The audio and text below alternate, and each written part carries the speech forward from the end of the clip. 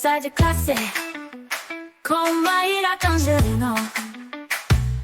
Mentes únicas em conversas plurais.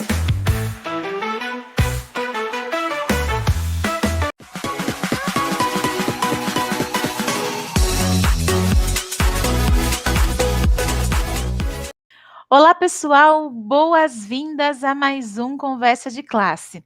Que alegria ter vocês aqui em mais uma conversa instigante e cheia de reflexão. E hoje eu tenho o prazer de receber uma convidada que ela tem muito para ensinar para a gente. Ela foi muito recomendada para mim, falar assim, ó, tem que trazer a Letícia lá para o programa, porque ela tem muita coisa interessante para dizer. Eu estou aqui com a Letícia Palmer. Ela é pedagoga com 15 anos de dedicação à educação pública. Ela atua na gestão escolar e também é formadora de professores. Tem uma experiência muito vasta em alfabetização, em educação infantil, mas principalmente na análise de resultados de avaliações externas. E, inclusive, gente, isso é um tema importante, porque esse ano a gente está num ano aí de avaliação externa. E ela vai trazer um olhar muito apurado sobre esse tema de hoje, que é exatamente a avaliação externa e as políticas públicas de distribuição de renda. Então, eu já combinei com ela nos bastidores que a gente vai começar começando. Eu vou mandar aqui a primeira pergunta para ela. Letícia, sabemos que as avaliações externas, elas desempenham um papel crucial na definição das políticas públicas. Mas eu gostaria de saber de você como que você percebe a conexão entre os resultados das avaliações e a efetividade das políticas de distribuição de renda no contexto educacional brasileiro. Letícia Palmer, professora Letícia, com muita honra, com muita alegria, seja bem-vinda ao Conversa de Classe. Então, Maíra, obrigado pela oportunidade. É sempre bom a gente falar daquilo que a gente gosta, né? E daquilo que a gente sabe que pode fazer algo. E é bem nessa ideia que a gente tem que entender a avaliação externa, né? A avaliação externa, seja ela de qualquer tipo, seja o SAEB, a OBMEP, a Olimpíada de Química, de língua portuguesa, todas elas promovidas no âmbito federal, elas têm sempre a ideia de entender aonde estão as desigualdades educacionais. Então, por isso até que ela é padrão, que é mesmo SAEB que a gente faz no Oiapoque, a gente faz no Chuí, que é a mesma Olimpíada de Matemática que a gente faz em São Paulo, a gente faz no Piauí. É para que a gente tenha uma ideia exata do desenvolvimento educacional, de como anda o processo ensino-aprendizagem destas localidades. O que é bom a gente entender também é que essa conexão ela só é eficaz quando a gente entende a avaliação externa como resultado do processo ensino-aprendizagem. Senão, a gente não vai conseguir entender isso de uma forma clara. Quando essa avaliação externa vem e ela reflete o processo ensino-aprendizagem, ela só tem uma eficácia na distribuição de políticas públicas quando a gente entende também os outros programas federais. Quando a gente entende, por exemplo, que o município que tem muita Bolsa Família e que tem um IDEB mais baixo. A gente entende como que o pé de meia atende um município com o IDEB no ensino médio baixo. Até porque uma coisa que a gente tem que levar bastante em conta é que o IDEB não é só o SAEB. O IDEB é composto pelo resultado do SAEB, que analisa efetivamente o processo ensino-aprendizagem e que, teoricamente, devia ser o mesmo em todo o território brasileiro, porque ele é baseado na BNCC, na Base Nacional Curricular Comum, então ele teria que ser o mesmo, né? A gente sabe que a prática, às vezes, não condiz, mas ele teria que ser o mesmo. E, junto com o SAEB, o IDEB é composto também pelo fluxo escolar, que é o censo escolar, que é realmente o processo de análise da questão socioeconômica daquele aluno. E muitas vezes isso é deixado de lado, porque não é preenchido corretamente. Alguns municípios deixam isso de lado, focam demais no SAEB, e o que acontece? A discrepância acontece. A política pública acaba não sendo eficaz. Então, essa conexão da política pública com o resultado das avaliações externas, ela passa também pela forma como as outras políticas são implementadas no município, no estado em que se está analisando, né? E Letícia, eu fiquei muito impactada quando você trouxe o seu tema, né? E muito feliz também, porque no dia a dia a gente lida com os professores e geralmente eles não têm essa clareza, né? Do que significam esses nomes. Às vezes ele só está lá aplicando, né? O exame e ele não consegue entender um contexto mais amplo, né? Em que a gente tem aí as avaliações externas inseridas, né? Eu até queria fazer um ganchinho aqui com você, né? Considerando que você tem essa expertise na análise dos resultados das avaliações externas, eu queria saber quais são os principais desafios na hora de interpretar esses dados, de forma que realmente a gente consiga subsidiar as políticas públicas de distribuição de renda e que, de fato, né, elas sejam aí equitativas para a educação, especialmente aí em realidades de maior vulnerabilidade. Claro. Veja, Maíra, você falou, já começou a frase com o principal desafio que nós temos. Nós temos que, de alguma maneira, e de uma maneira territorial mesmo, em todo o território brasileiro, fazer com que o professor entenda que o SAEB, que o trabalho com descritores, com habilidades, com competências, não é mais um trabalho. Ele é um trabalho que já é realizado pelo professor, mas não talvez de maneira tão organizada, com todos esses nomes. Esses nomes é o que a gente faz. O que é o SAEB, se não uma prova bimestral? Né? Ele só tem um outro nome. Então, a desmistificação dessas siglas é um dos grandes desafios para que essa análise aconteça de uma maneira mais eficaz e de uma maneira mais assertiva nos municípios. Outro problema que a gente tem que levar em conta também é o preenchimento desses dados que contemplam o IDEB. Se a gente preenche lá na nossa escola de uma maneira que não é fidedigna, a gente está sim maquiando um resultado. E quando a gente maquia um resultado, a distribuição é ineficaz, ela é injusta. E esse maquiar um resultado talvez não seja culpa do nosso secretário de educação, do nosso secretário de escola, é uma culpa da comunidade. Então, esse desafio, ele passa pela clareza, né? Quando os nossos profissionais da educação, os nossos professores, tiverem uma clareza da importância da avaliação externa, que a avaliação externa não tem que ser punitiva. A avaliação externa não tem caráter punitivo, ela tem um caráter de diagnóstico. Então, por exemplo, lá no meu município foi tudo certo, mas a prova do SAEB não foi legal, eu não tive um bom rendimento na prova do SAEB, se detecta o quê? Que o meu processo de ensino-aprendizagem está falho. Se ele está falho numa turma específica, é um problema pontual. Mas se ele está falho no município inteiro, talvez a gente tenha que rever alguma coisa. Rever, quem sabe, a matriz curricular do município. Rever, quem sabe, a forma que essa matriz curricular é efetivada dentro da escola. Para quê? Para que a gente, assim, atinja um processo ensino-aprendizagem mais eficaz. E, em consequência, uma nota do SAEB melhor.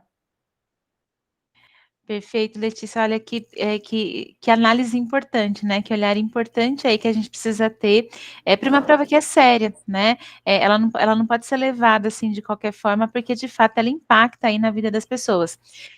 Até eu queria fazer uma pergunta um pouquinho provocadora aqui para você, né?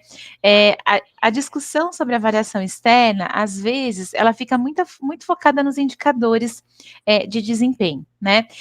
Como que você pode contar para a gente, né? Formas a gente ir além dos números e utilizar as avaliações para identificar e endereçar mesmo as desigualdades econômicas que afetam diretamente o acesso, a qualidade da educação, impulsionando assim uma melhor distribuição de renda.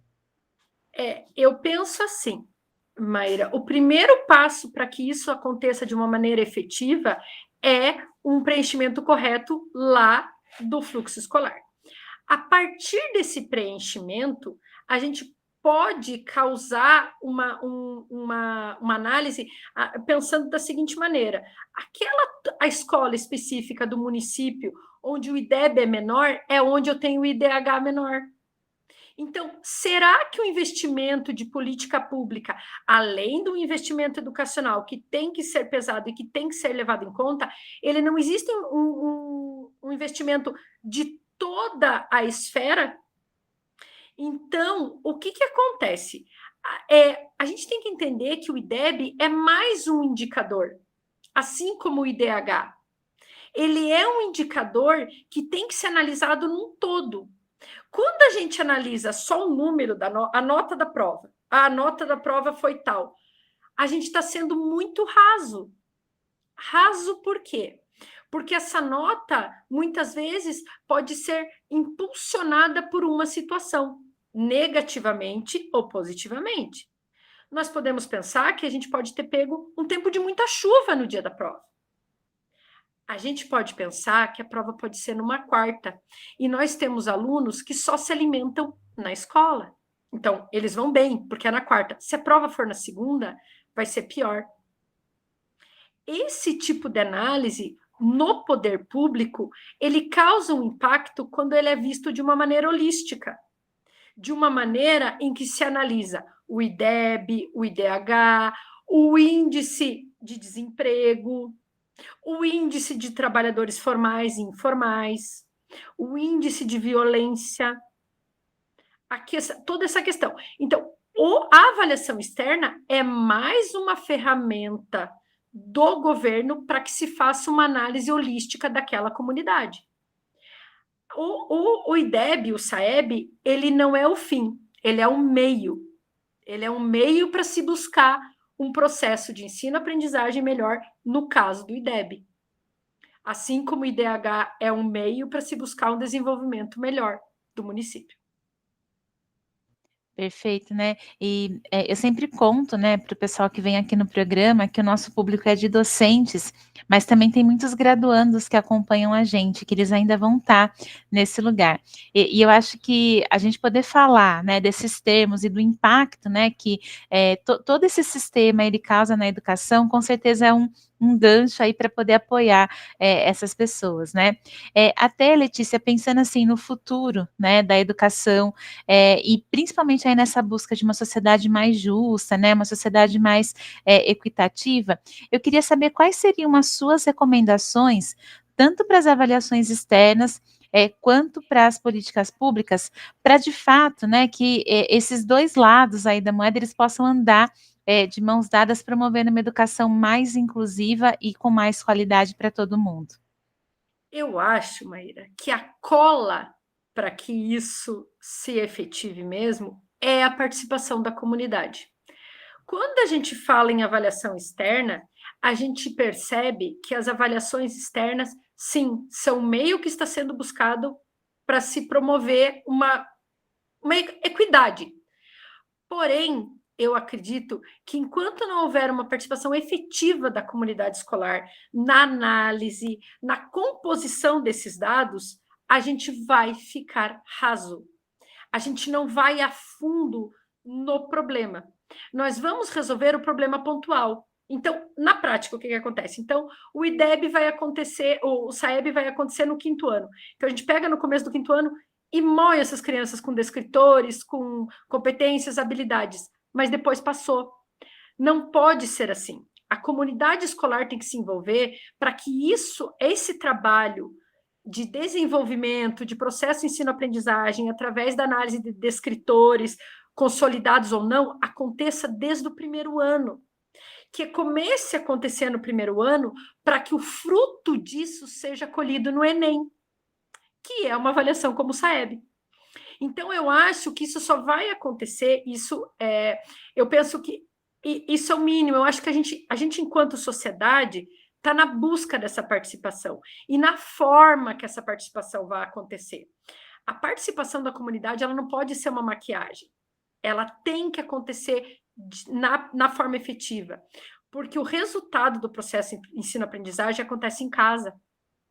Ele acontece na escola? Claro que sim. A gente está lá, a gente está avaliando constantemente, a gente vê. Mas o processo ensino-aprendizagem holístico, o processo que muda a sociedade, ele acontece dentro de casa, ele acontece na comunidade, ele acontece com os pares desse aluno. Então, a avaliação externa só tem uma eficácia, ele só tem um significado legal quando a gente puder, de alguma forma, que é um estudo que a gente está aí batendo cabeça, e acredito que muita gente está pensando nisso, que de alguma maneira a comunidade externa possa participar dessa avaliação. Então, acho que esse é o ponto principal, inclusive na execução, na manutenção e na análise dos resultados. Perfeito, né? Que recomendação poderosa, né? E genuína aí que você trouxe como resposta para essa pergunta. Letícia, eu queria agradecer a sua generosidade, né? A sua objetividade, a clareza aí na hora de responder as perguntas. E quero saber, você quer deixar alguma mensagem de finalização para quem está assistindo a gente? A gente ouviu, né? Você falou que a maioria dos seguidores, eles são professores e graduandos. Eu acho que quem escolhe educar, escolhe com amor. A gente não trabalha por amor. Por quê? Porque o professor precisa de sobrevivência. Ele precisa subsidiar a sobrevivência dele.